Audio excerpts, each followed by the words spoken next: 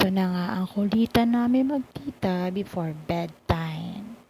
So we have this conversation na pinapatulog ko siya ng maaga because last night 2 a.m. na siya natulog. So ayan sabi niya, ayaw pa niya mag-sleep. Ayan, hanggang sa inuuto ako niyan.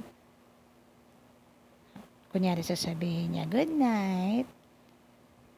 Sasabihin niya, love you. Wow. Kasi ayaw pa niya mag-sleep. Oh, pakis-kiss pa yan, oh. Yes! O, tingnan natin kung maaga siya mag-i-sleep, guys. Abangan. Jared, I need to shut down the laptop so you can sleep. You need to sleep, baby. Why? It's already late na. Hindi pa pala late. Still early. But you always sleep late na eh. Come on na. Sleep na ikaw, baby. Why not? Say good night na. Come on. Ay, nako. Hindi pwede. Patayin na natin yung laptop. What? Okay?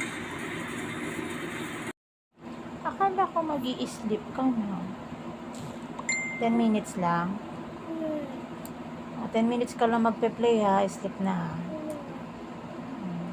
Ang sagot? Opo. Ay, very good na. Kasi lagi ka naman late matulog, baby eh. No. I said 10 minutes ha. Yeah. Wow! Okay. Then you need to sleep. Okay? Ay, nako. Mata. Makulit. A few moments later. Ayaw mo matulog, ha? Tulog na po ang aking alaga. O, diba? Tita Mami wins. Yay!